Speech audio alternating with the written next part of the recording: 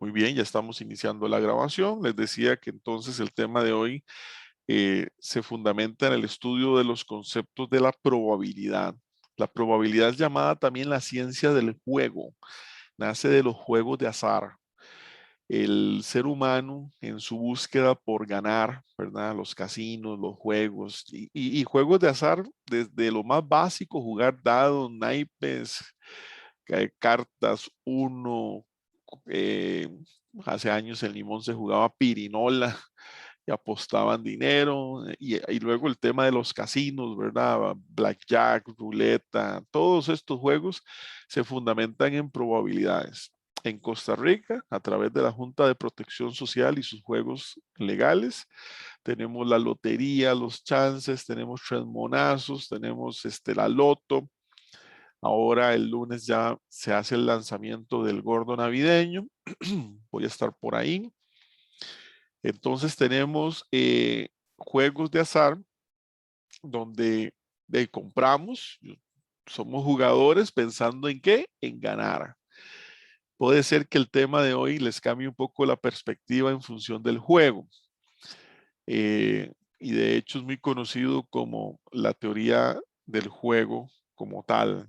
Y son las bases, hoy vamos a ver las bases para después del examen parcial, después de que venimos y después de la semana de la desconexión, entrar en distribuciones de probabilidad, que hay de dos tipos y eso lo vamos a ver más adelante. Como introducción, dice la inferencia estadística se relaciona con las conclusiones relacionadas de una población, con una población sobre la base de una muestra que se toma de ella. Eso ya lo hemos visto, ¿verdad? Lo dibujábamos. Y a partir de mi muestra, yo analizo y tomo decisiones. Eso es un principio de muestreo y ese es el concepto de la inferencia.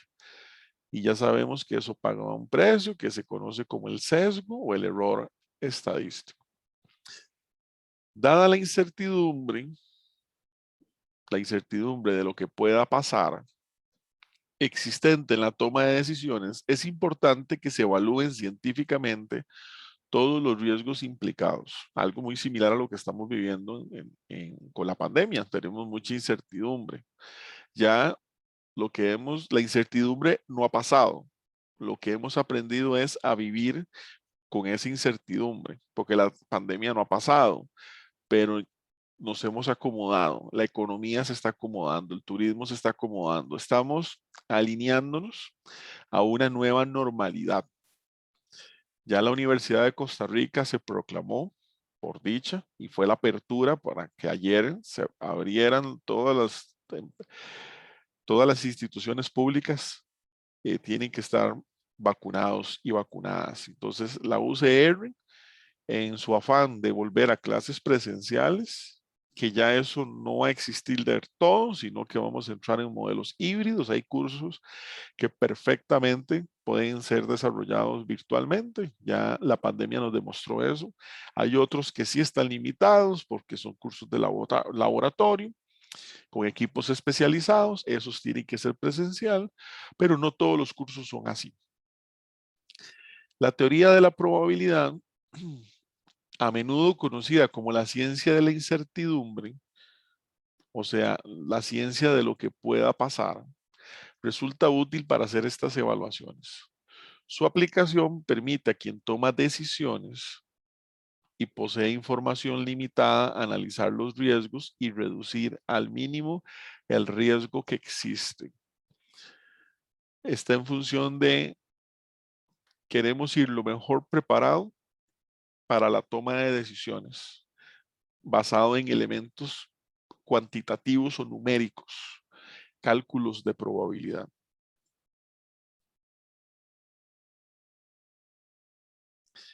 ¿Qué es la probabilidad?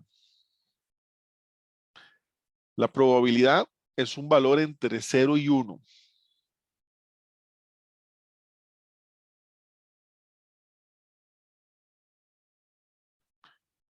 Inclusive, que describe la posibilidad relativa, oportunidad o casualidad de que ocurra un evento.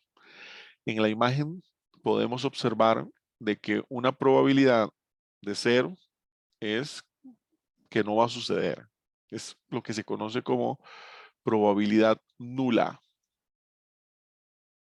Bueno, probabilidad de que nuestro sol desaparezca este año. Ojalá. Una probabilidad muy alta es una probabilidad de que fijo va a suceder. Depende de qué tan alta esté. Por ejemplo, aquí en San José todas estas tardes ha estado lloviendo. ¿Cuál es la probabilidad que hoy llueva en la tarde?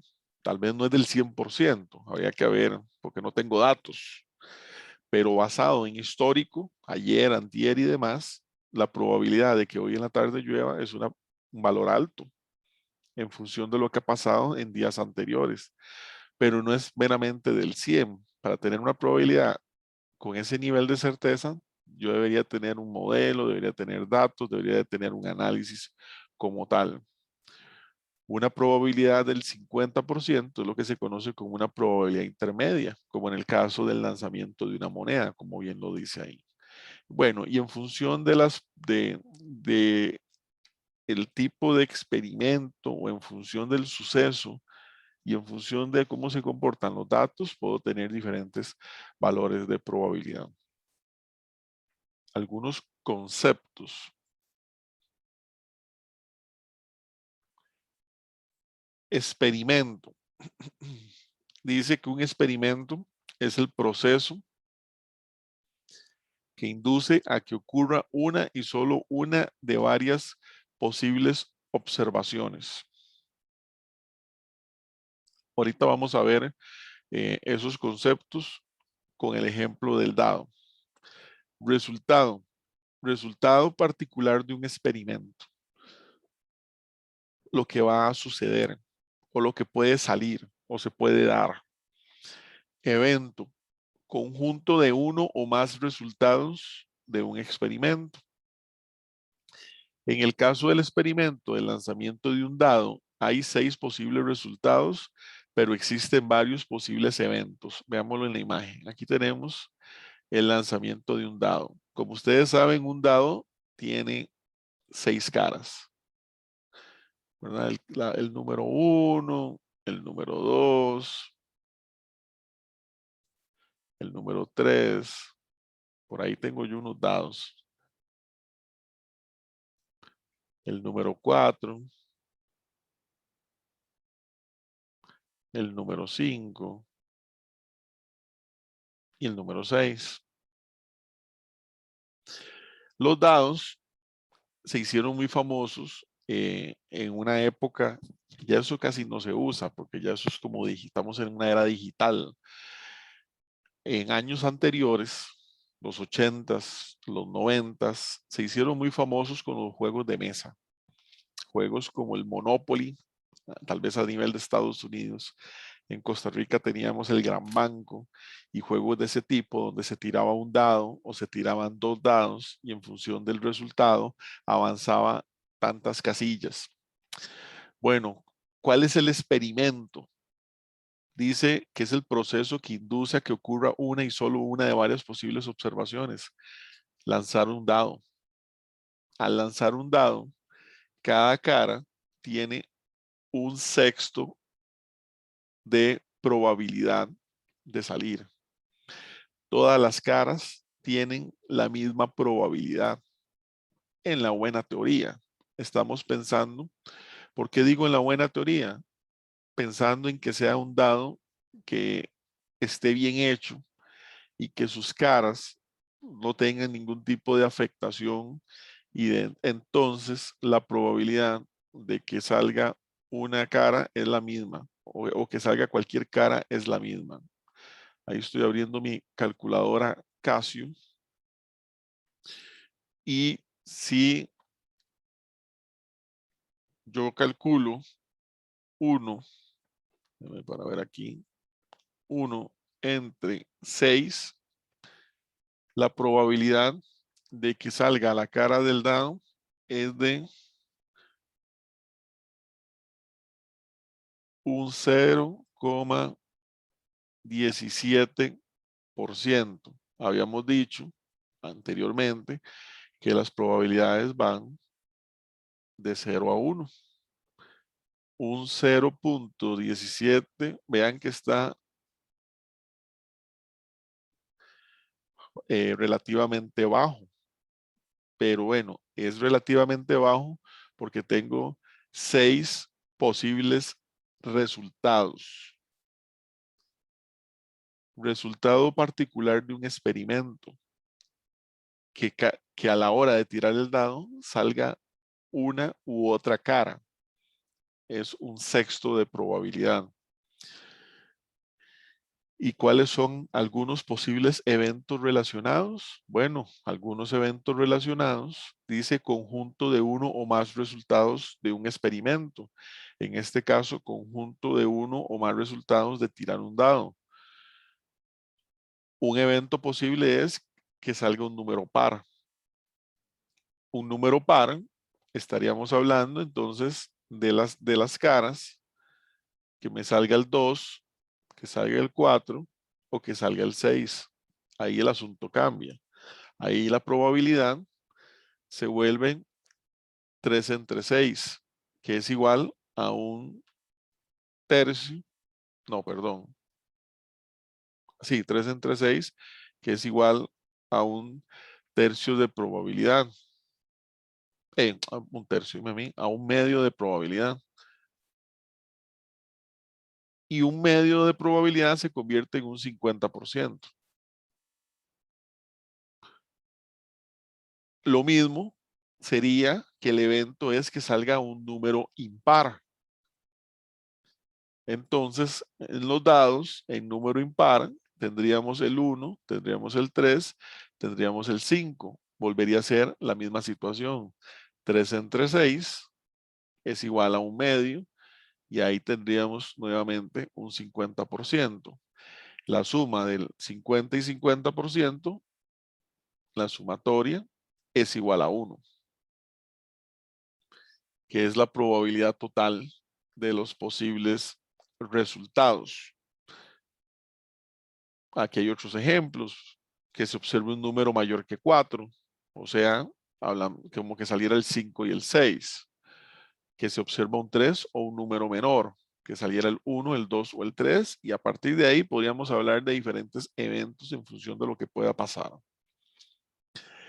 Ese mismo ejemplo, para entender los conceptos de experimento, posibles resultados y posibles eventos, nos lo dan en función de una reunión de ejecutivos. Entonces, ¿cuál es el experimento? Listado del número de miembros de la junta directiva de una compañía mayores de 60 años. ¿Cuáles son todos los posibles resultados? Aquí los ponen en función de las edades. Ninguno tiene más de 60. Uno tiene más de 60, dos tiene más de 60, 29, 48, en fin. No sabemos cuántas personas hay. Y entonces los resultados están en función de la edad. Algunos posibles eventos. Más de 13 tienen más de 60. Menos de 20 tienen menos de 60. Y ahí podríamos establecer diferentes análisis o comparaciones.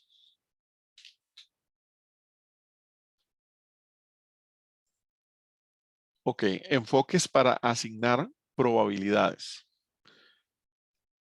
La probabilidad objetiva se subdivide en dos: probabilidad clásica y probabilidad empírica. De hecho, en esta hoja de Excel, más abajo, y me voy a brincar un poquito, nos habla de las divisiones de la probabilidad según su enfoque. Tenemos en este diagrama, los enfoques tradicionales de la probabilidad se dividen en dos: la probabilidad con un enfoque objetivo y la probabilidad con un enfoque subjetivo. Obviamente, a nivel técnico o a nivel de ingeniería, debemos de enfocarnos en la probabilidad con un enfoque objetivo, la cual se divide en dos: probabilidad clásica, probabilidad empírica. La probabilidad clásica se basa en resultados igualmente probables y la probabilidad empírica se sustenta en las frecuencias relativas. Ahorita vamos a verlo un poco. La probabilidad subjetiva es como cuando caemos a la palabra que le llamamos, es que hay una posibilidad, ¿verdad? Es como más un supuesto, una sensación, no tengo datos, me dejo llevar por corazonadas, creencias, que eso se da mucho, pero se da en el lenguaje coloquial, más no debería de darse en elementos experimentales o ciencia. Y la probabilidad subjetiva, ve que dice que tiene parte de la información disponible. A veces no hay nada. Y uno, aún así, eh, los ticos somos muy dados a generar este, enfoques subjetivos, ¿verdad? Basados en supuestos y no enfoques objetivos. Vamos a la parte superior, nuevamente. Entonces dice, probabilidad clásica. La probabilidad clásica parte del supuesto que los resultados de un experimento son igualmente posibles, que tienen la misma probabilidad. Aquí vemos la fórmula donde dice probabilidad clásica es la probabilidad de un evento es igual al número de resultados favorables entre el número total de posibles resultados. Veamos este ejemplo. Igualmente con los dados. Considera el experimento de lanzar un dado. ¿Cuál es la probabilidad del evento? Cae un número par. Los posibles resultados son, ya sabemos que tenemos 6 posibles resultados, pero me está hablando de un evento de número par. Que me salga el 2, que me salga el 4 o que me salga el 6. Son 3 opciones y ahí lo vemos, ¿verdad? 3 entre todos los posibles resultados va a ser igual a el 50%. Ya lo habíamos dicho y calculado. Ese es un ejemplo de probabilidad clásica. El 3 es el número de resultados favorables, en este caso que sea número par. Y el 6 es el número total de resultados.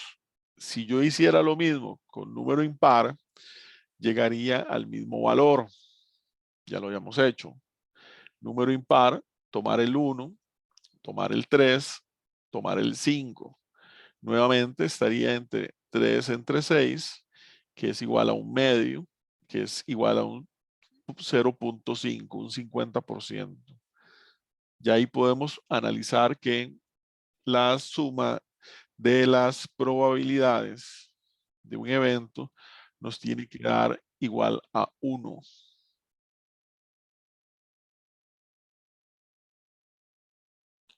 Cuando estamos en probabilidad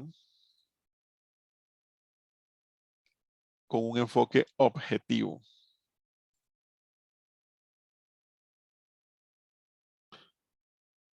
Aquí viene un concepto clave, bueno, varios.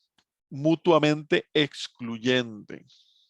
Dice, el hecho, el hecho de que un evento se presente significa que ninguno de los demás eventos puede ocurrir al mismo tiempo. Si un experimento incluye bueno, perdón, eso ya va hacia la otra definición. Mutuamente excluyente. El hecho de que un evento se presente significa que ninguno de los demás eventos puede ocurrir al mismo tiempo. Pensemos en el lanzamiento de los dados. Si yo digo que en el dado me salió, que yo tiré el dado y me salió el 3, significa que el dado cayó en esa cara, ¿verdad? En esa cara superior, el dado. Estamos hablando de que sería una cosa así, pensando como en 3 dimensiones.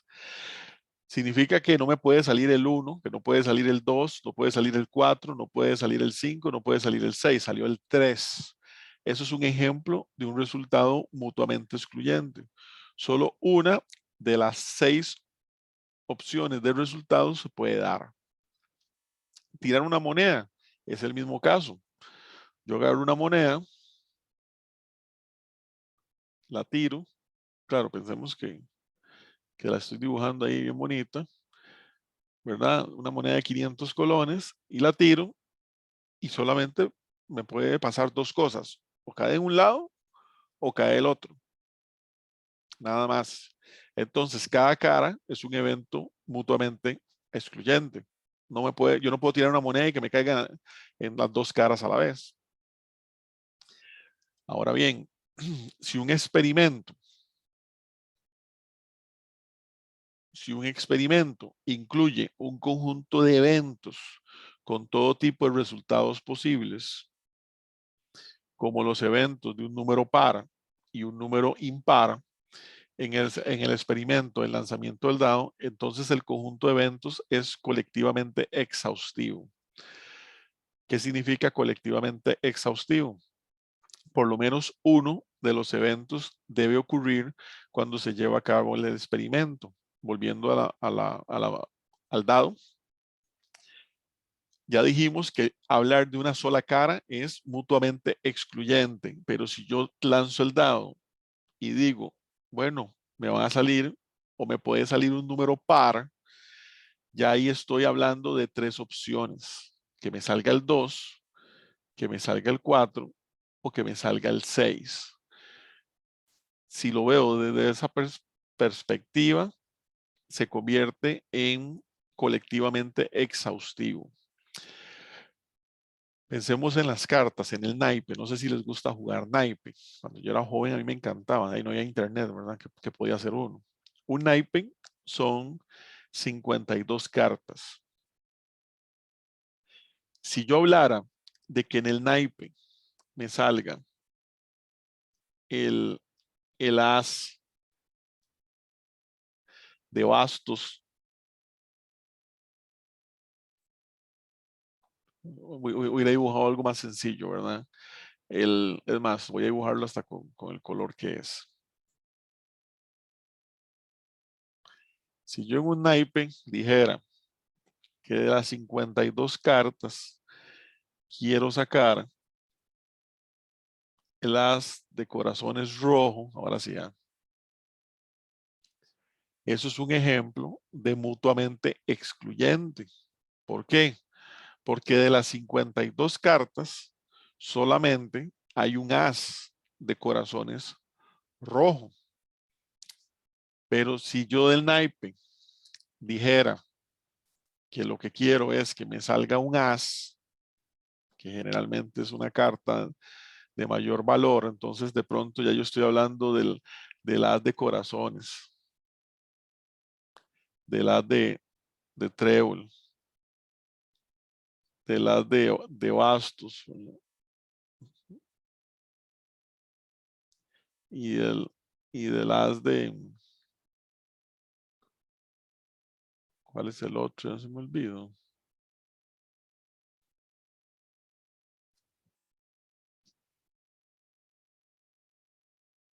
Bueno, y el otro as, que son 4 ases que tiene el naipe, entonces ahí se convertiría en colectivamente exhaustivo. Me puede salir uno de los 4 como tal. Si yo de los 52 naipes dijera que hay solamente dos colores, negro y rojo, y yo dijera, es que yo quiero sacar una carta que me salga de color negro, tengo toda la mitad del naipe. Igualmente, se vuelve colectivamente exhaustivo. Ok.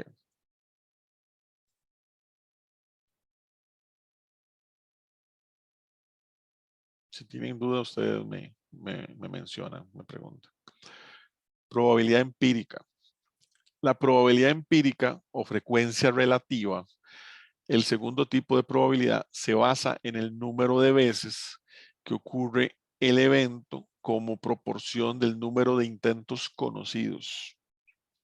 Entonces, la definición de la probabilidad empírica, la probabilidad de que un evento ocurra representa una fracción de los eventos similares. Ahí tengo un dedazo.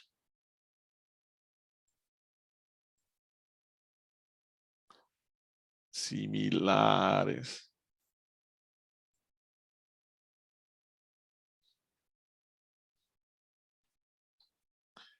que sucedieron en el pasado.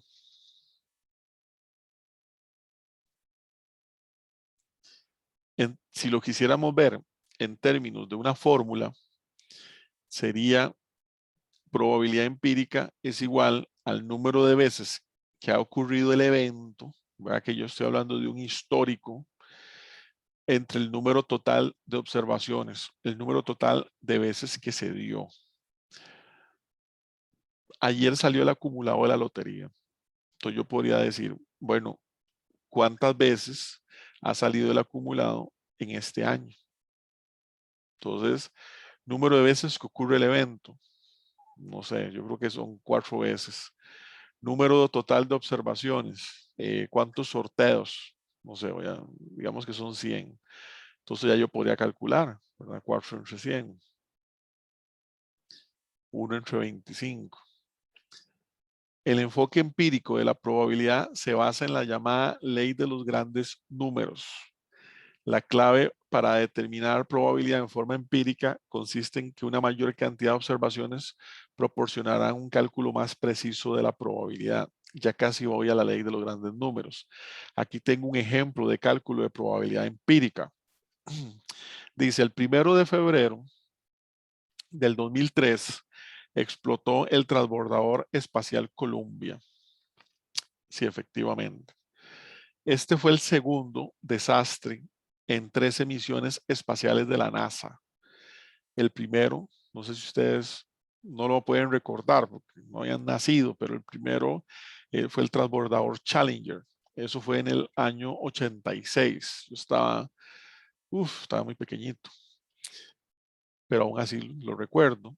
Y tuve la oportunidad de ir a la NASA la primera vez, he ido varias veces, y entonces hay un muro donde hay fragmentos y todo un recuerdo de ambos transbordadores. Los dos, uno explotó cuando iba para arriba y el otro explotó cuando venía hacia abajo.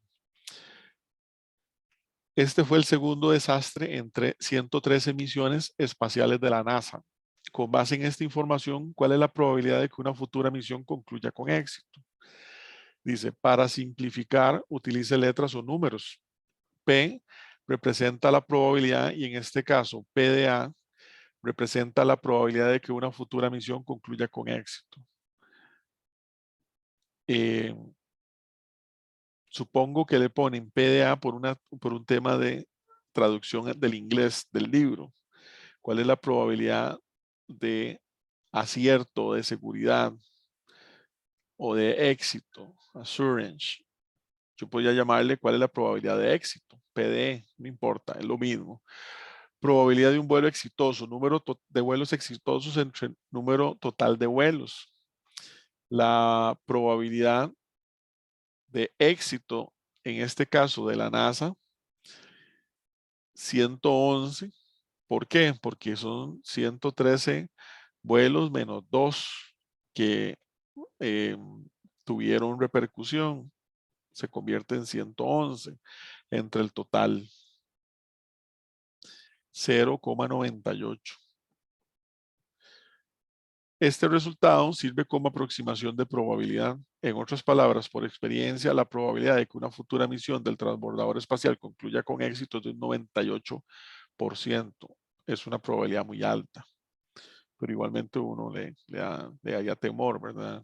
Y todo el rollo.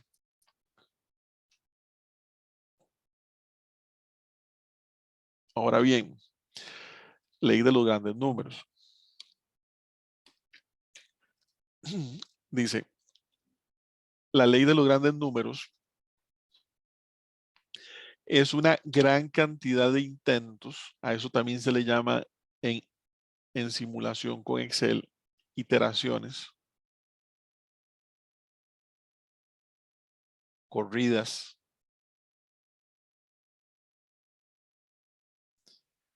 La probabilidad empírica de un evento se aproximará a su probabilidad real. Veámoslo con esta tabla. Tirar una moneda. Si yo tiro una moneda una vez y me salió una cara, ¿cuál es la frecuencia relativa de las caras? Ahorita es de 0. Una me salió una vez y la otra no. Pero si ya yo voy aumentando el número de ensayos, 10 veces, 50 veces, 100 veces, 500, 1000, 10,000, de hecho, la ley de los grandes números es la base de la simulación. Cuando uno lleva cursos de simulación, que son cursos de estadística avanzada, con algún software especializado, generalmente uno comienza viendo simulación con Excel, porque permite hacer cantidad de iteraciones. Vea que cuando ya se lanza la moneda 10,000 veces, sale por acá que el número de una cara en específico salió 5,027, poquito más de la mitad. Entonces su frecuencia relativa ya anda cerca del 50%. Y sabíamos que en el lanzamiento de una moneda, la probabilidad de cada una de las caras es de un 50%. Y si yo aumentara la iteración a 100,000, software especializados lo hacen, a 1,000,000, este número se volvería más fino y tendería a precisamente el valor exacto. Yo podría calcular esto en función del dado. Si yo tengo las caras de los dados y empiezo a tirar el dado una vez, dos veces, en 1,000,000 de tirajes, el porcentaje por ley de los grandes números tiene que acercarse a una sexta parte, cada una de las caras. Esto es un principio que mucha gente que juega lotería utiliza. Bueno, los jugadores experimentados o que conocen de esto. Yo sé que en los juegos de azar entra mucho el tema de aguizotes y me soñé con tal cosa y cosas de ese tipo. La fecha en que usted nació y todo eso. Pero si nos vamos a elementos probabilísticos, un número que sale muchas veces o que ha salido más veces no significa que sea el número más adecuado para comprar. Más bien todo lo contrario. Por ley de los grandes números, los números que menos veces han salido son los que tienen una mejor posibilidad o opción. Pero bueno, eso tampoco significa que con eso usted vaya a ganar. Pero yo por lo menos cuando compro números yo me baso en la ley de los grandes números para ver qué voy a comprar los domingos que compro lotería. La probabilidad subjetiva, que ya habíamos adelantado un poco, si se cuenta con poca o ninguna experiencia o información con la cual sustentar la probabilidad, es posible aproximarla en forma subjetiva. En esencia, esto significa que un individuo evalúa las opiniones e información disponibles y luego calcula o asigna la probabilidad. Esta probabilidad se denomina adecuadamente probabilidad subjetiva. Obviamente, esto se da mucho, más no es lo ideal, y es movernos en esta línea. Concepto subjetivo de probabilidad es la posibilidad, ahí tengo un pedacillo en el Excel,